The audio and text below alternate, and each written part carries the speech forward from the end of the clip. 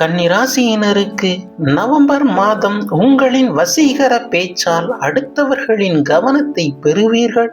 உடல் வலிமையும் மன தைரியமும் அதிகரிக்கும். புதிய தொழில் தொடங்க நினைப்பவர்களுக்கு எண்ணங்கள் ஈடேறும். குடும்பத்தில் தேவையற்ற வாக்குவாதம் வரக்கூடும். வெளியூர் பயணங்கள் தடையும் தாமதமும் உண்டாகும்.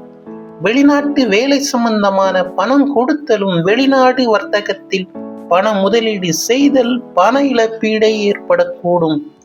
செய்யும் தொழிலில் புத்திரர்களால் மற்றும் சகோதரர்களாலும் இடைஞ்சல்களும் மனக்கசப்பும் உண்டாகும்.